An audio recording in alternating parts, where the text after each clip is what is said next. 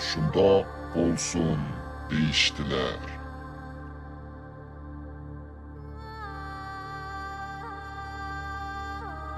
Rivayet kılınıptılar ki Al-Qissa. Assalamu alaikum, hürmetli körermen. Yaxşımısınız? Al-Qissa programımızga hoş geldiniz. Bugün Al-Qissa'nın ikinci kısmını başlayımız. Aldınqı kısmada, birinci kısmada biz Oğuznamenin başlanış cümlesi bolğan ular ahir söýgüge erişdi de toxtalgan idik. Bugün emdi bizning ecdadımız erişken söýgünün nemeliki hakkında oylanamız. Söýgü degen bu sözge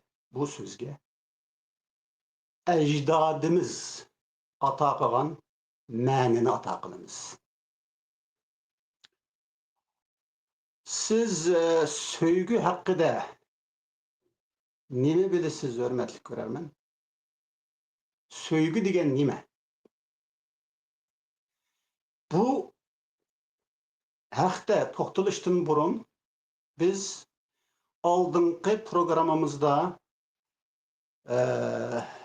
düşken bazı inkaslar hakkında tez toxtalıp ötüp ketaylik. Bir inkasta sevinç degen sözünü bir körermen huşallık dep izahlaptı.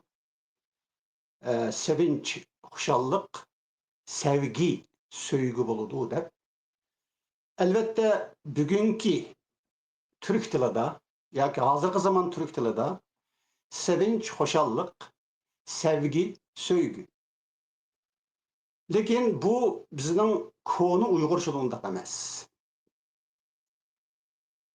Masalan, sevinç ni hoşallık degan hozirgi zaman tilimizda mayli u Türk tili bolsun, hozirgi yoki Uyg'ur tili bolsun, yoki turkiy xalqlarning tili bolsun, u qadimki Uyg'ur tilidagi sevinç, yani söýgününki özgürüp ketken mänisi boludy. Qadimki Uyg'ur tilida gü qoşumçusu yok. Gü qoşumçusu yok. İnç qoşumçusu var. İnç. Mesela sev. Konu Uygurçada sev deydi. Hazırki zaman Uygurçasında söy deydi. Şu söyge yoki sevge inç qoşumçusunu qoşudu burun. Şunun bilen sevinç degan söz yasalıdı. Yoki mesela söyünç. Yaqinqi zamanlarda ve hazırki zamanlarda biz adette peýilning tomurıga gü qoşumçusu qoşup yasaýdygan boldyk. Mesela söýgü, körgü, kaygı degendek. Emdi bu sevinçni, hoşallık degen mäniге kirişi yeni bir taraftan biz söýgü, gü qoşumçusunu qoşup söýgü degen hukumni, mänini çıkargandan keyin asli söýgü mänisini berdigan sevinçni biz anandan hoşallık, hursellik degendek mänlerini ata kıldık bu sözge.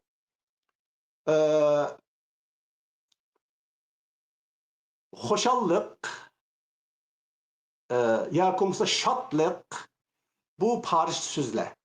Mesela şad mı Parisli söz, hoşal mı Parisli söz, hoşhal degan.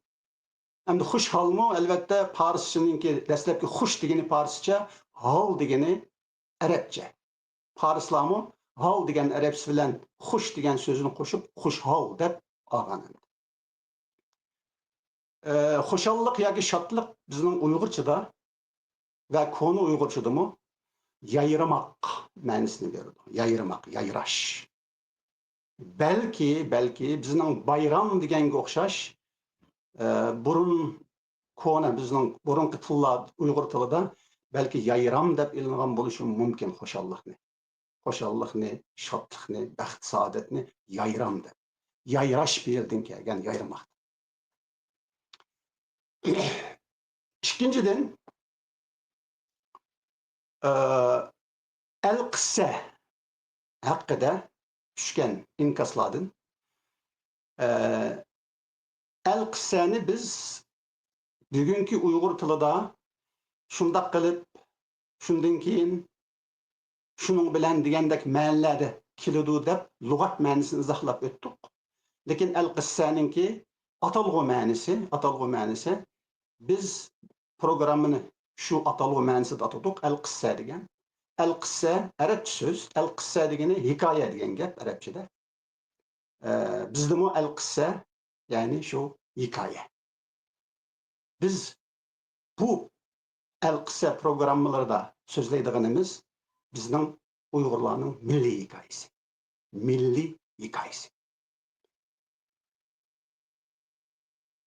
Ezelden ta ki bugungacha ve mangu davomlashadigan bizning milliy hikoyamiz. Endi söygüge qaytib kelaydi.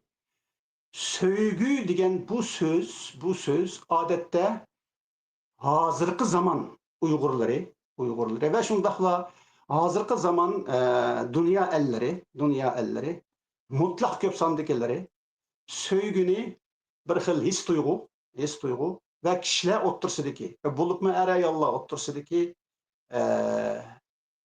his tuyg'uni söygü deb ataydi.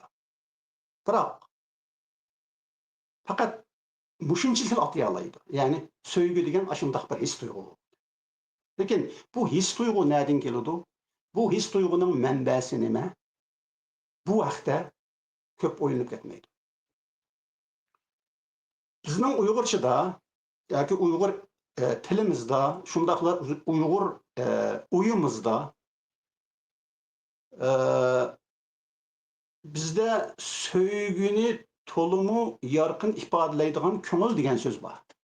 Ko'ngil.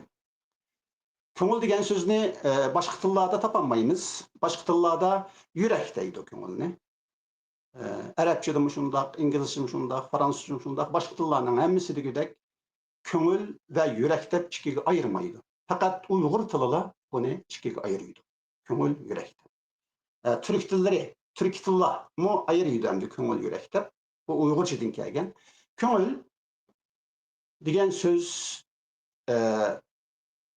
bilen söygüni yaxshi tushuntirgili bo'ladi. Tushuntirib bergili bo'ladi. Endi bu söygü degan hukmga yoki sizning atışınız boyunca his tuyg'uga kelsak, masalan o'smirlarni alaylik. O'smirlarni. Masalan alaylik 14-15 yaş, 16 yaşlarga kirgan o'smirlarni desak, ularda söygü yetilishga boshlaydi. Lekin bu söygü ularning ko'nglida. Bu söygünün objekti yo'q dedi. Lekin bu söygü bor. Bu söygünün objekti her kim bo'la olishi mumkin. Lekin söygü, ko'ngildagi söygü, bu söygü obyektdan burun mavjud bo'ladi insonda. Ya'ni ko'ngilda mavjud bo'ladi. Shunga Uyg'ur tilida ko'ngli tushdi deymiz. Söygüni ko'ngli tushdi deymiz. Birisinin yana biriga ko'ngli tushibdi. Livanning dangliq bir naqshchisi bor. Ayol naqshchisi Fayruz deydigan. Bütün Arab davlatlaridagi xalqlarning hammasi Fayruz degan bu naqshni to'lim suyib anglaydi naqshlarini. Mushu Fayruzninki bir naqshida mundaq bir ikki misra bor. Ana indi hanin ma barif lamin deydigan. Bunun Uyg'urchasi mende bir seg'inish bor, lekin kimga bilmayman deydi. Yani ko'nglimda söygü bor, seg'inch söygünün yeni bir atılışı. Lekin bu söygünün kimga ekanligini men bilmayman. Şuna söygü bu ikki kişinin meyli ayol olsun, yoki ata ana bo'lsin, ana bola bo'lsin va yoki qarindoshlar bo'lsin, ikki kishining o'rtasida yüz bergandan keyin söygü bo'lmaydi. Bu her bir insonning ko'nglida bor narsa. Tabiiy bor narsa. Undaq bo'lsa bu söygü zodi nima? U nima? İnsandaki bu söygü zodi nima? Bu söygü haqida insaniyet tarixdan tortib, yani insaniyet tarixidan tortib toki bugungacha söygü haqida davomli so'zlab keldi. Söygü haqida tasavvurini aytib keldi, söygüga izohat berib keldi. Söygüni izohlab keldi.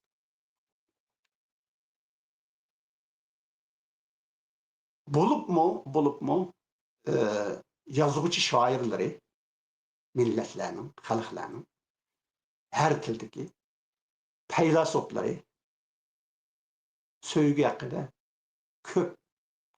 köp so'zladi ve yazdı. Buningdan 2500 yıl burun yaşagan, hammamizga tonish bo'lgan faylasof Aristotelmi söygü haqida so'zladi. Aristotel söygü haqida mundaq deydi.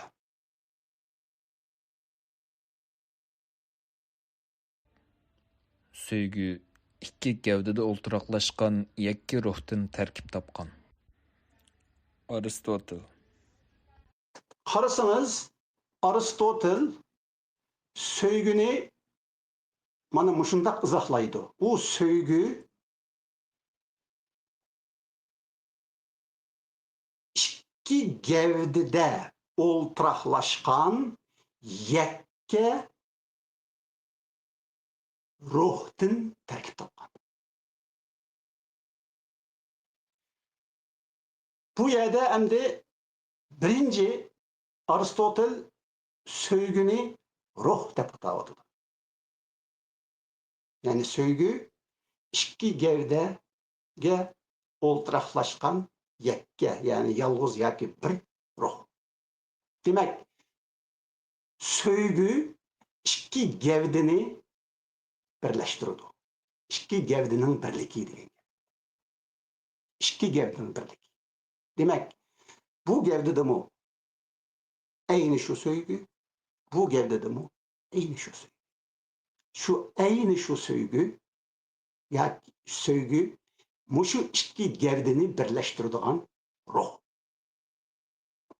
Aristotelning izohati, faylasuf Aristotelning izohati grek faylasuf.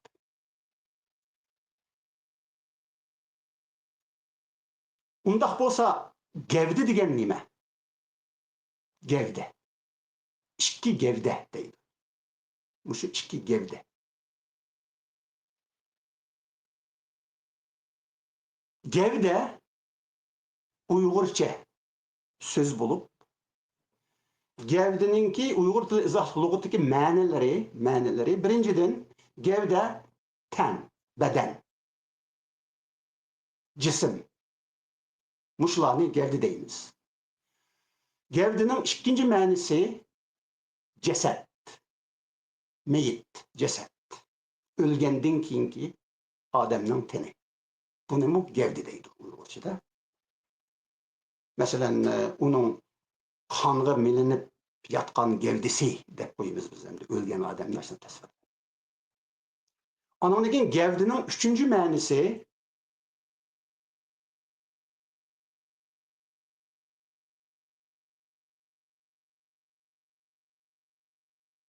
merkez, merkez ve yadro. Lekin bunundan burun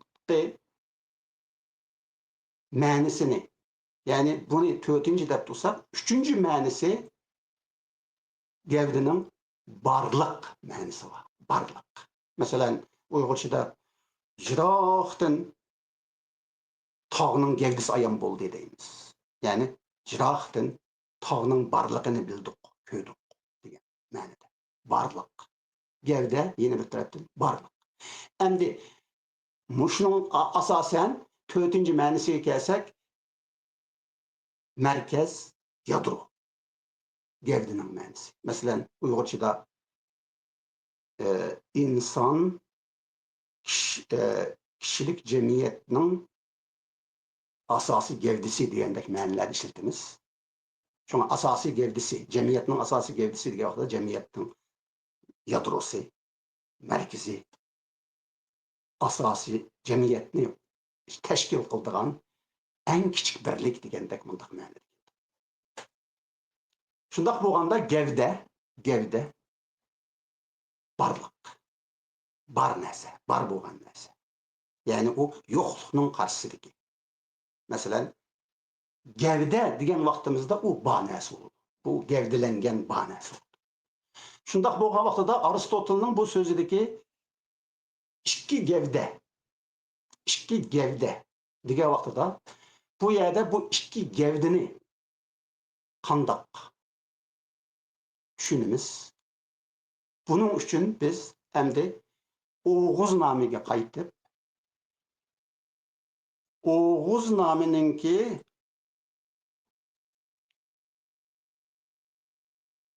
ular ahır söygüge erişti de başlayan cümlesinden killa başlaydıgan cümle. Elbette bu yeni tercümesi de, yeni Uygurca tercümesi de, yani Oğuz namının kona, yoki qadimki Uygurcasından hazırkı zaman Uygurcaga tercüme kılinganda aytılgan söz ular şundak bolsun deyişti dep tercüme kılıngan. Şundak bolsun deyişti dep. Hem de şu son sevinç taptılar diyen kona nusxasından yoki mesela yeni nusxasından şundak bolsun deyişti degenden kiyilla başlanadigan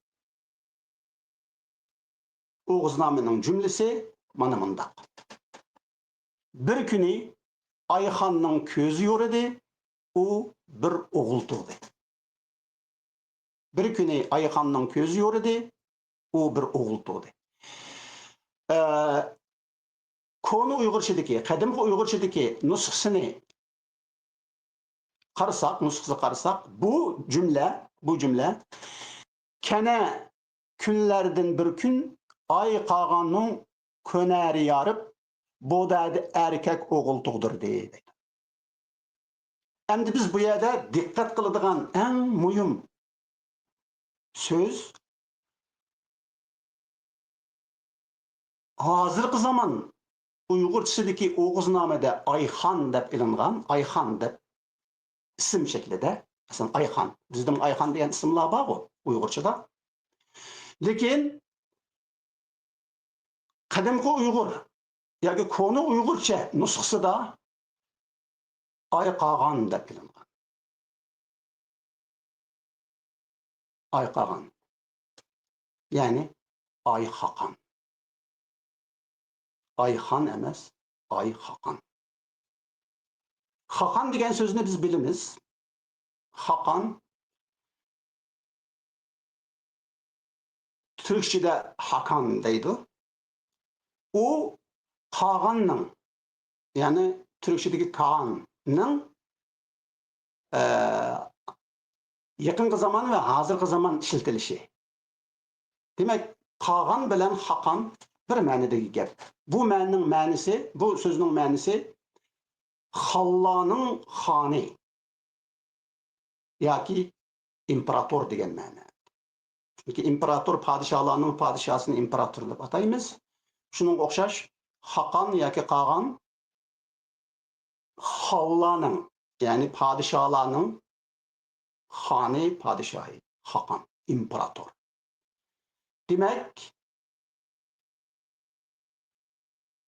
ay Hakanның ko'zi yoruptu, bir o'g'il tug'di.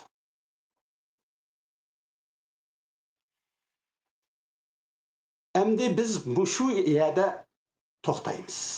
Söygüni, bizning ajdodimiz erishgan söygüni yoki shundoq bo'lsin deyishgan söygüni tushunishimiz uchun, uning nimaligini bilishimiz uchun endi biz Ay Hakan yoki Ayxonda to'xtaymiz. Ay degan so'z Uyg'urchadagi. Bu qandaq so'z nimani bildiradi? Bizning Uyg'ur tili izoh lug'atida ay degan so'zni mundaq izohlaydi. Birinchi, yer sharini aylanadigan sayyora. Ikkinchi, ayga o'xshash nurliq, chiroyliq bu ma'noni beradi. Masalan, buni biz bilamiz, ayni jiq ishlatamiz go'zallikka, nurliqlikqa qaratib. Demak, ay nurliq, nur, yorug'liq. Uchinchidan, ayollarning ismining tarkibiy qismi bo'ladi. Masalan, Ayxon, Aynur, Aygül, Güzel Ay, Tursun Ay degandek. Demak,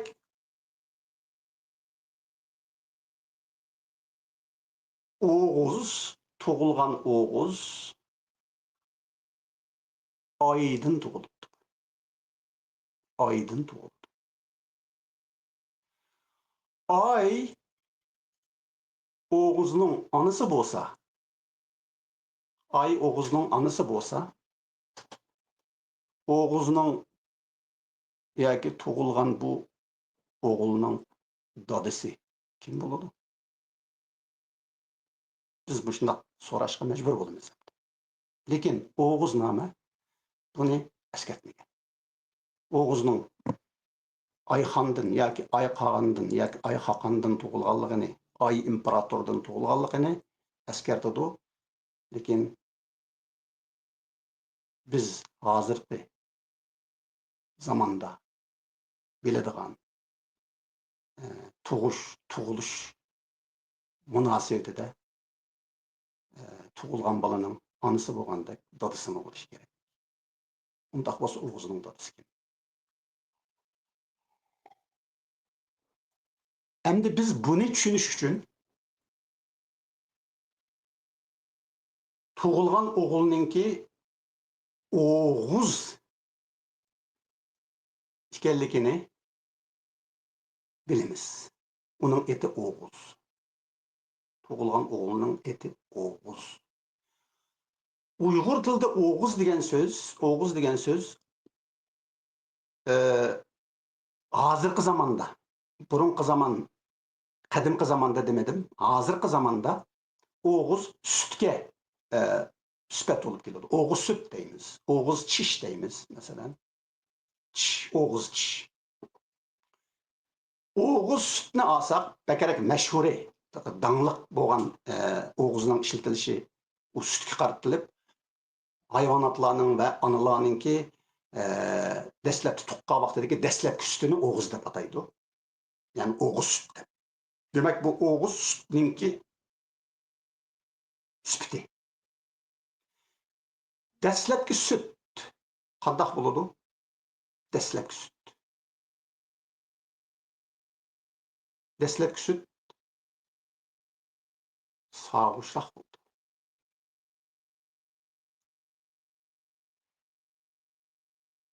Oğuz yine bir taraftan Oğuz'un mənisi aydınның mənisiga keldi. Yani ay haqqan, çünkü ay keçidi çıkıdı, karanlıqda çıkıdı. Ay haqqan, tuğkan bu oğul ayının yorıqı bilen keçinin qarangısının birliki bolğan aydın.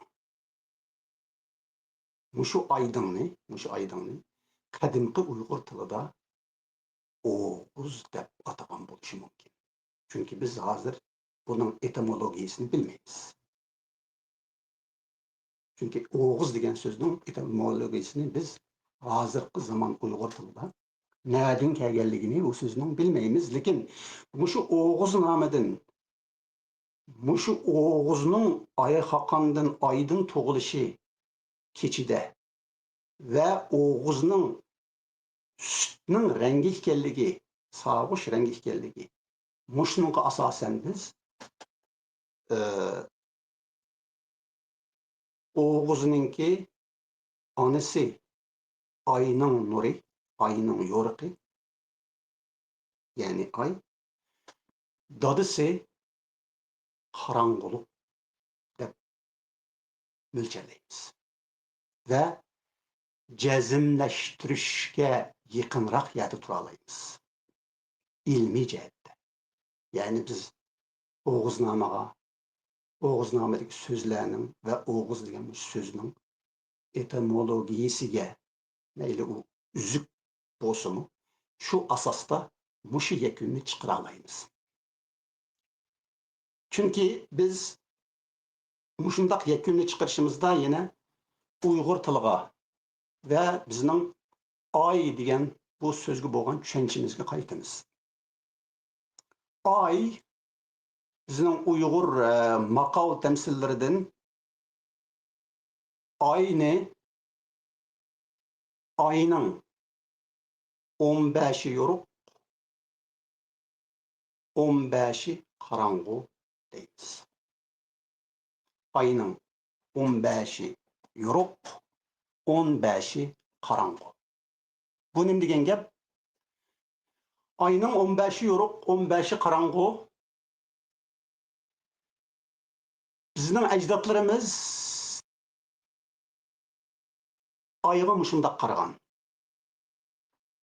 Ayni kuzatgan, ayga qarasangiz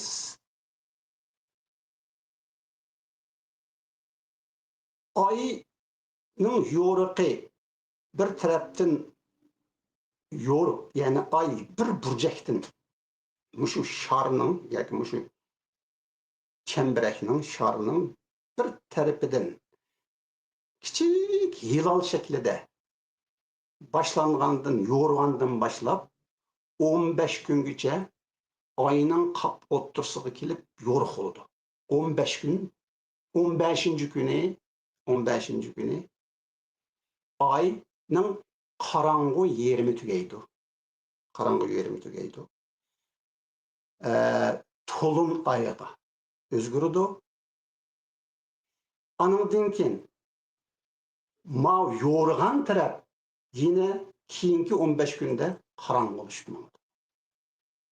Shunda bo'lgan vaqtida ay, to'lin ayni olsangiz, to'lin ayning yerimi qarang'u bo'ldi. 15 kundan keyin yo'riydi. Ma yerimi yo'riq edi, nima qarang'u edi, 15 kundan keyin yo'riydi. Ma yerimi yo'riq edi, 15 kundan keyin qarang'u bo'ldi. Demak, ayni shundoq kuzatgan ajdodlarimiz shunga 30 kunni bir ay deb atagan. Uyg'ur tilining yana bir alayligiga diqqat qilsak, dunyodagi barliq tillar men biladigan endi, yoki men tadqiq qilgan, men küzetken muşu tecrübelerimge asaslangan vaqtida Uyg'urlardan boshqa men başka bir tilning, Uyg'ur tilidan başka bir tilninki 30 günni bir ay deb atagan muşu bir ayni 30 günni aşu ayının ismida atamaydı. Ayının namida atamaydı. Mesela İngilizce'de o ayni ola month deydi. Moon emas mesela. Anlakin biz gün, quyosh şunu bir gün deymiz. Bir gün. Bizim günümüz mü? Şu 30 gündeki bir günümüz mü? Günge, günün namıga asasen koyulgan. Başka tillarda herkes ondaq emas. Mesela İngilizce'de day desiniz, o san emas mesela. Bir günde san demeydi ola, bizge okşaş. Biz bir günde gün deymiz, bir ayına ay deymiz. Ola ondaq emas. Başka tillar ondaq emas. Endi ayının demek 15'i karango, 15'i yoruk. Bunundan mı biz karangılık bilen yoruklukның birligi, oğuz ekanligini yakunlayalım, yoki jazmlashtiradi. Onundan başka muşu aydın degan muşu tushuncha yoki bizning qadimgi Uyg'ur tilidagi oğuz degan muşu tushuncha yoki muşu uqum biz yana başka milletlerning, başka xalqlarning tillarida, edebiyatida qarasak bizninki oğuz namida söygüni muşu aydınga, muşu oğuzga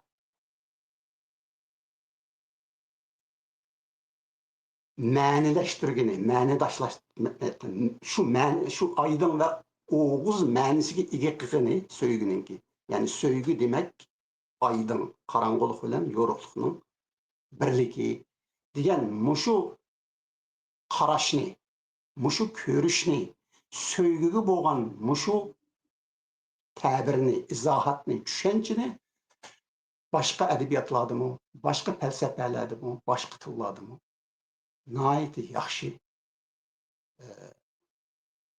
köreleyimiz. Mesela Pakistan'ın, elbette o çağdaki Pakistan'ın bulmagan, hazır Muhammed Iqbal'ın sözünü anlam. Biz Allah'tan ozduq, hamda u bizni izlemekte. Umu bizga o'xshash xor, ham istakka asir. U har bir atomda yoshiringan, shundoqdimi bizga yot. U oydinda, uylarning quchoqlarida oshkorlanadi. Muhammed Iqbal. Muhammed Iqbal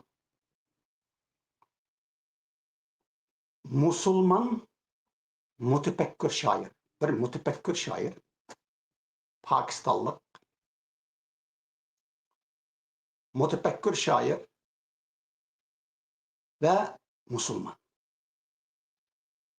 Muhammed Iqbal mı siz hazır anlayan sözü de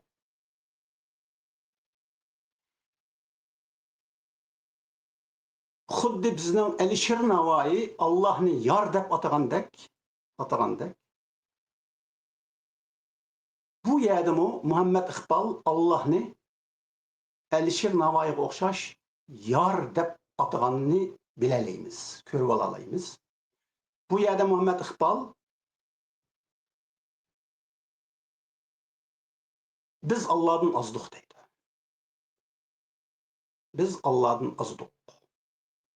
Şundaqla Allah bizni izlemektedir.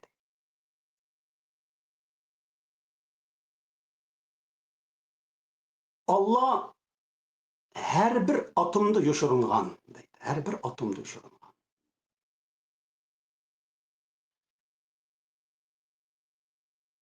Biroq u xor. Bizga o'xshashlik xor deydi. Shundaqla istakning asiri deydi. İstakka asir deydi. Yani Allah'mı bizga o'xshash. Allah'mı bizga o'xshash. Xor, istakka asir. Endi bu yerda qarasangiz, yani Allah'ning xorligi, xor bo'lishi, bizningmi Allohga o'xshash xor bo'lishimiz hammasining sababi bizning Allah'ni yo'qotib qo'yganligimiz va Allah'ning bizni yo'qotib qo'yganligi. Bu yo'qotishni qanday tushunamiz desak, Muhammed Iqbalning o'zi tushundirdi. Allah aydında aşkarlandı o. Aydında aşkarlandı. Yani demek bizning yo'qotganimiz yoki Allohning yo'qotgani, oldida bizning yo'qotganimiz aydın yoki o'g'iz. Shunga aydınmi, o'g'izmi bizni yo'qotdi. Bizni izlayapti. Biz agar Allah'ni tapamiz, Allah'ga yetaklanamiz desek, biz aydınga qaytishimiz kerak. Aydınga yetaklanishimiz kerak. Shu chaqdala biz Allah bilan birlashimiz. Allah bizni tapadi, biz Allah'ni tapamiz.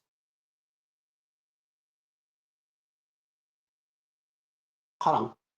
Demak, Muhammed Iqbaldek shundaq bir musulmon mutafakkirmi yarni aydın deb atadi. Yarni o'g'iz deb atadi. Bu yo'ruqlik bilan qarang'ulikning birligi bo'lgan sevgi deb atadi.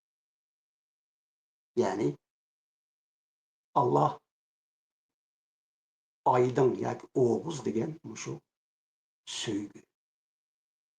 Qarang'ulikdan iborat bir gavda bilan, yo'ruqlikdan iborat bir gavda, oyning yo'ruqi bilan kechining qarang'uligining shu ikki gavdining birlik ruhi. Yani shu ikki gavdadagi yak ruh, bir ruh. Yani shu Allah shu. Ve shundaqla o'g'iz mana mushu ruh shu. Şunu o tug'ilgan bu bala, bu o'g'il ana haqandın, ayxandın. Mushu birlikte o'g'iz bo'lgan, mushu birlikte o'g'iz bo'lganligi uchun haqan bo'lgan. Anasiga o'xshash. Anasimi ay haqan. Endi yana mushu o'g'iz yoki aydın degan mushu o'yini faqat musulmon mutafakkir shoirlarla emas, Muhammed Iqbaldek. Hatta 1968-yili Nobel mukofotiga erishgan Yasunari Kawabata degan yaponiyalik yozuvchimi buni so'zlaydi.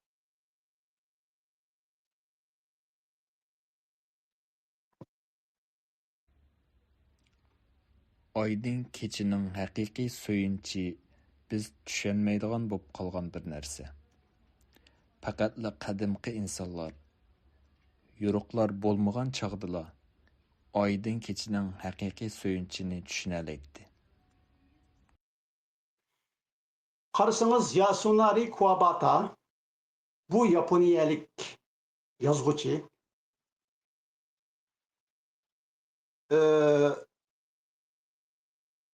bu mu aydın kecha degan muşu näsini deydi. Biz düşenmeydigan bop kaldık. Bu biz düşenmeydigan näsiga özgürüp ketdi deydi.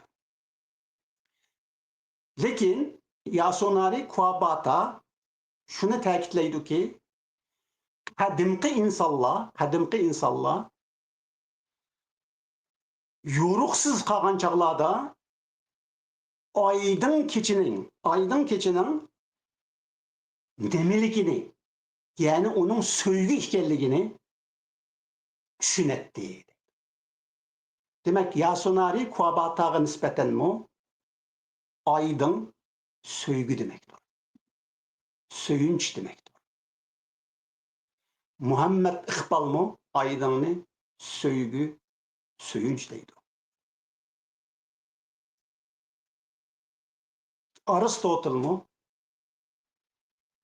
söygünü ikki gevde o'ttirsidagi qarong'ulik bilan yo'ruqlikning o'ttirsidagi yakka ruh deb tasvirlaydi. Mana bu Uyg'urlarning, qadimgi Uyg'urlarning erishgan söygüsü. Ve şundaqla qadimgi Uyg'urlar şundaq bo'lsin deyishdi deganda Oğuznamening dastlabki cümlesida şundaq bo'lsin deyishib o'rtaqlashgan, erishgan, tapgan söygüsü. Bu söygü Oğuz şu. Aydın şu.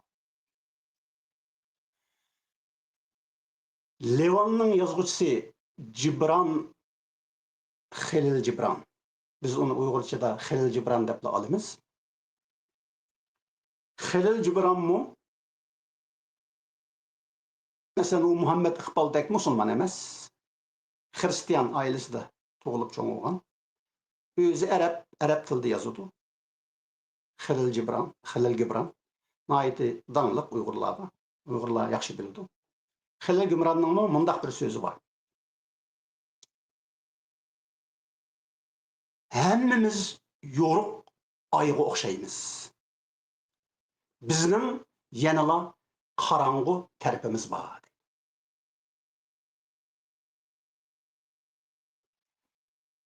Halil Cibran mu bu yerda aydınning, Oğuzning gapini qilyapti. Söygüning gapini qilyapti.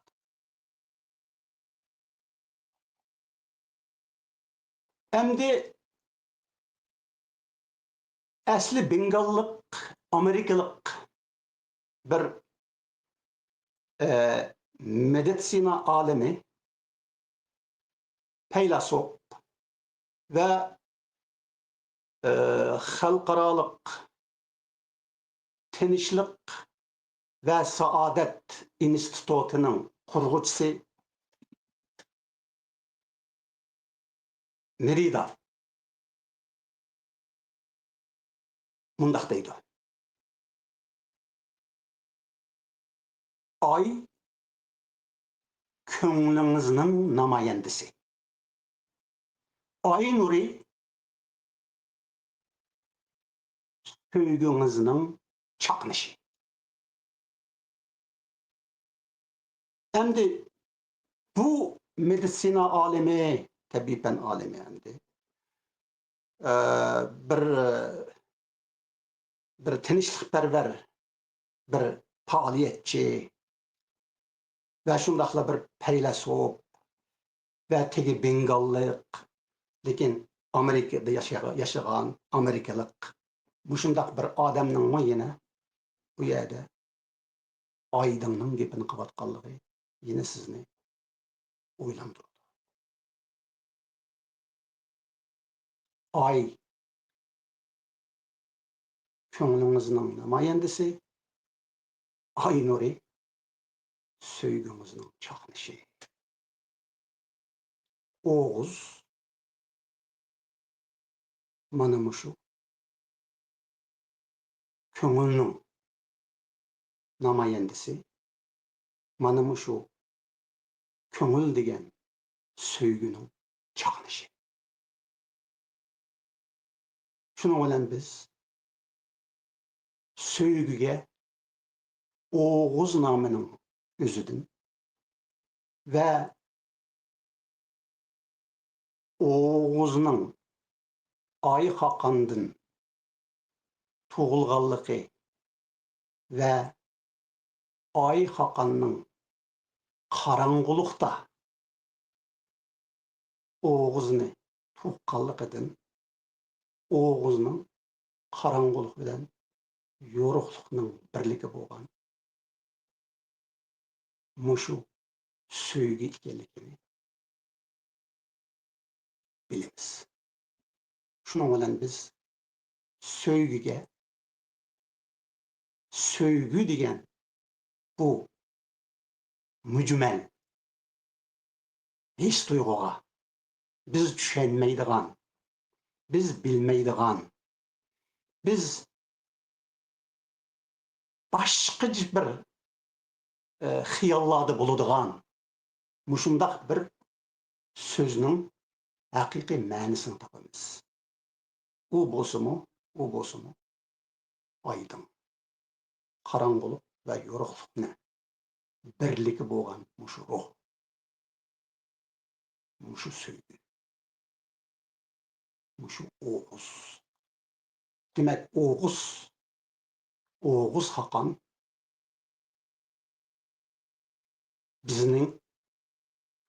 biz Uygurlarnyň, biz Uygur milletiniň söýgüsi,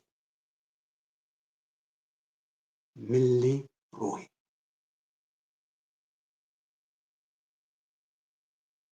Şunuň bilen El-Qissa ikinci kısım ahırlaşıda hürmetlik görermen. El-Qissa'nın üçüncü kısmada görüşkice aman bulun, hayır hoş.